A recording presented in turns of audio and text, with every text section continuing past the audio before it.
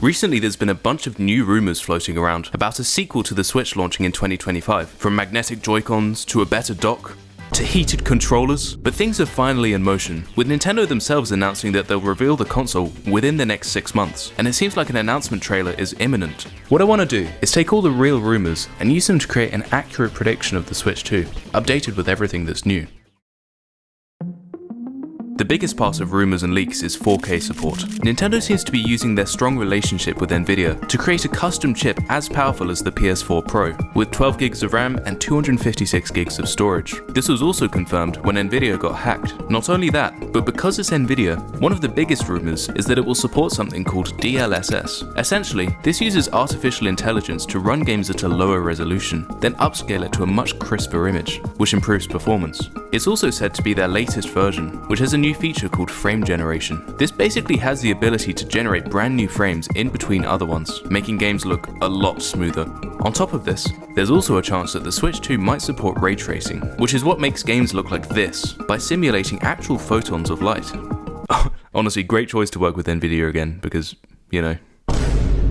I should have been investing in them when I was 3 instead of eating sand. Holy shit. Another big thing is that the Switch 2 screen will be upgraded to 1080p, but they'll be going back to LCD rather than OLED technology, presumably to cut costs. Again, this shouldn't be an issue given how much display technology has improved over the past few years. As for the release date, not only has Nintendo themselves stated that they'll announce the console within the next 6 months, but a leaker who accurately predicted the date of the Summer Nintendo Direct also predicted that Nintendo would push their September game announcements to August to clear the way for something big.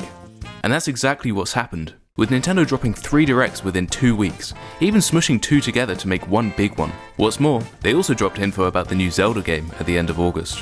What does this mean? Well, my best guess is that they've cleared the way for a small reveal trailer sometime in September or October, followed by more in-depth details in early 2025, and then hopefully a release in spring.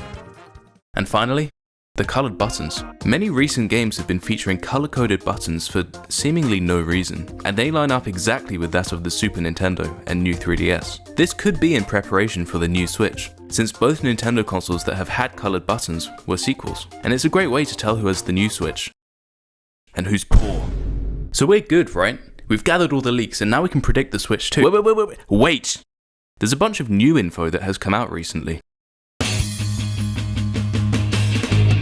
But first, a quick word from today's sponsor. Factor delivers fresh, ready-made meals delivered right to your doorstep. Gone are the days of having to waste a bunch of time cooking dinner. As with Factor, everything is ready in just 2 minutes. There's a huge menu to choose from, with 35 different options which are updated weekly, as well as a bunch of snack options, like breakfast, on-the-go lunch, and smoothies. Factor's meals are chef-created and packed with nutritional quality. Oftentimes, you have to make a sacrifice, either spending time on a good meal, healthiness for some quick food, or money on restaurant quality. Somehow, Factor offers all of these with every meal, being ready in just 2 minutes, while also being good for your health and restaurant quality. This saves me a bunch of time and allows me to do more of what's important. Gaming. They even offer gourmet meals with premium ingredients like filet mignon, shrimp, and truffle butter. Not only does subscribing to Factor benefit you, but it also helps support the channel. So get 50% off your first Factor box and 20% off your first month of orders using my link. Click the link in the description or scan the QR code with your phone. Thank you Factor for being today's sponsor. And now, back to the video. It's no secret that Nintendo YouTubers like to talk about anything to do with the Switch 2 for easy views. What's up guys, Nintendo fan 123 here. Did Nintendo's heated controllers just leak? This guy confirms it. But before you've seen any of my content, or have any real judgment of if my channel's any good, consider subscribing and smash that like button. What's up guys? While there are a bunch of random claims about the Switch 2, there's a special few that just keep coming up. Multiple sources have started claiming that the Switch 2 will feature electromagnets to attach the controllers to the system, rather than using the rails that we already have. But there's a few problems with this. First of all, that would mean that the current Switch controllers won't attach to the Switch 2. But that would actually explain this. You see, Nintendo recently announced that they're making a charging stand for the Switch 1's controllers. 7 years after the console came out. If the Switch 2 has these magnetic rails though, this makes perfect sense. Assuming that the new console supports the original Joy-Cons, players would need a way to charge them if they can't just slide them onto the side of the system anymore. So, they sell this charging station as a solution. Given that it comes out in October, it could be available right after the Switch 2 is revealed. Just saying. So we'll add these magnets to the concept, but how would magnetic controllers even work? If you know anything about physics like me, you'll know that in order for an electromagnet to be on, it usually needs a current running through it. This uses energy, and therefore would destroy the battery life. Right? Wrong. The Switch 2 will reportedly feature electropermanent magnets, which means that the magnets can be turned on or off just from a short electric pulse, which is really cool.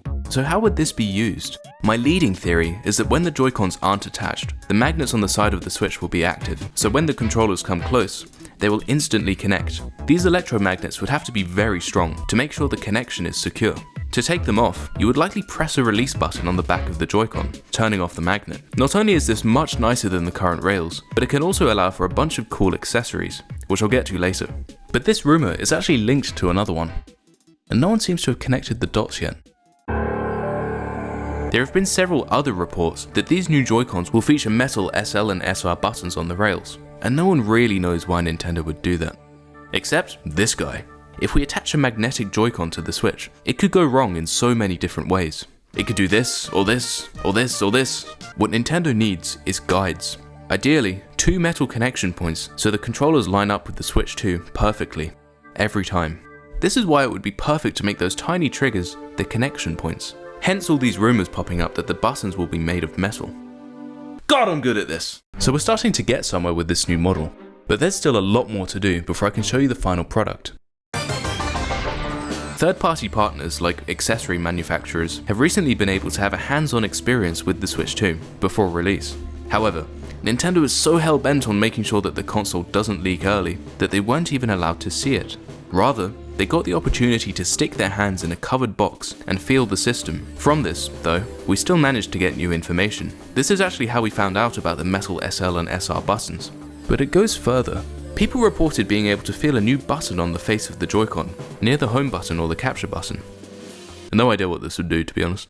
Okay, this Switch 2 is starting to really come together, but to truly be a sequel, we need to make a few more changes.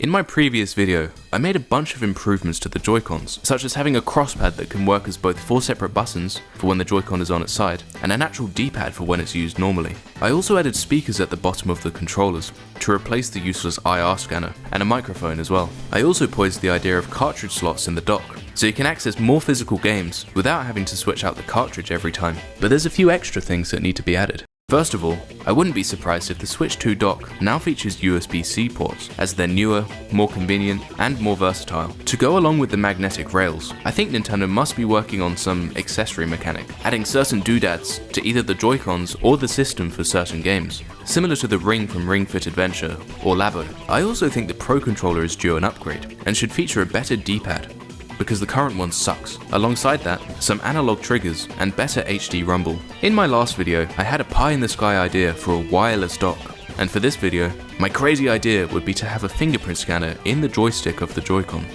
Never gonna happen.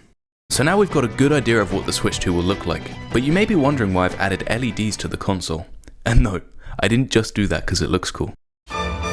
Because the original Switch used a rail design to attach Joy-Cons, Nintendo included these cutouts so things could line up more easily. With magnetic Joy-Cons and no rails, we obviously don't need this, which leaves a bunch of useless space there.